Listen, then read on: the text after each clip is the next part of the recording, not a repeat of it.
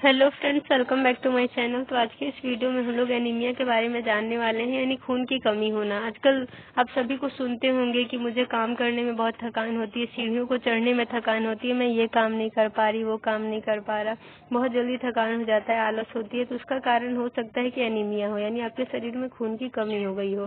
तो हम लोग अच्छे से समझते हैं एनीमिया के बारे में। तो एनीमिया एक तरह की कंडीशन है, स्थिति है, जिसमें हमारे खून के पास रेड ब्लड सेल्स यानी लाल रक्त कणिकाओं की कमी हो जाती है।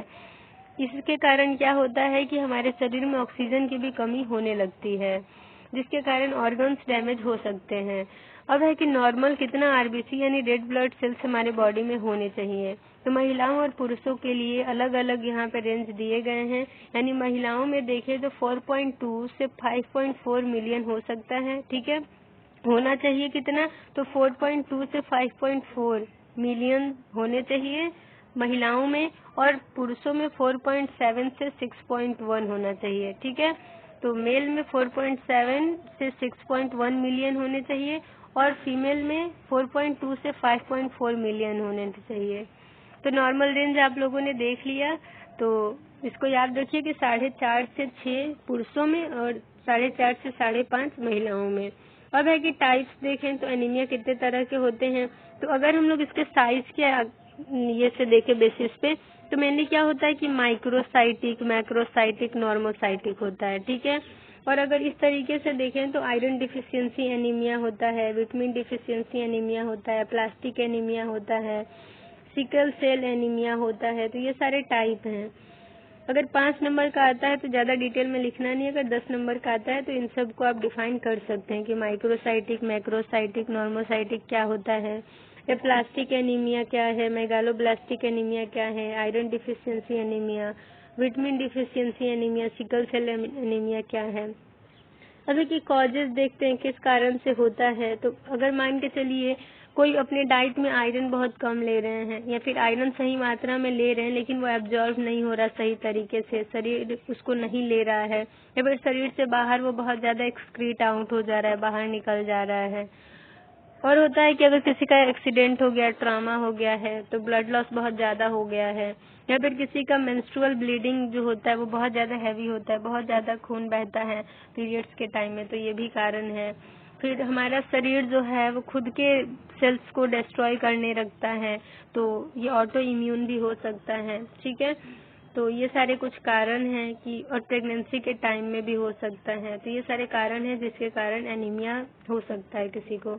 लक्षण क्या आएंगे, तो आपको जो है कमजोरी महसूस होगी, चेस्ट पेन हो सकता है, थकान हो सकती है, चक्कर सा आ सकता है, तो weakness, chest pain, fatigue, dizziness, irregular heart beat यानी कि खून सही से नहीं जाएगा सही जगह पे, और ब्लड पंप नहीं हो पाएगा, तो हार्ट बीट जो है वो इरेगुलर होना ही है। तो इरेगुलर हार्ट बीट हो गया, डिजीनेस हो गया, फैटिक, वीकनेस, चेस्ट पेन हो सकता है, स्किन का कलर चेंज हो सकता है, येलोविश स्किन हो सकते हैं, ठीक है, पीला पड़ जाना, ऐसा आपने सुना होगा। किसी का शरीर बहुत ठंडा होता है, पीला पड़ जाता है, तो ये एनीमिया के कारण भी हो सकता है। रिस्क फैक्टर क्या है, तो जो ओल्ड एज में है, जिनका एज हो गया है, जो प्रेगनेंसी में है, जो मेंस्ट्रुएट कर रही हैं यानी अभी मेंस्ट्रुएशन में है, जिनकी एज हो गई है, ये तो हम लोगों ने देख लिया। किसी को इंटेस्टाइनल डिजॉर्डर है, कोई बीमारी है आंत से संबंधी, तो ये सारी अगर दिक्कतें हैं, यानी जो महिला भी गर्भवती है तो उनके शरीर में खून की कमी होना तो लाजमी है, खून की कमी हो जाती है।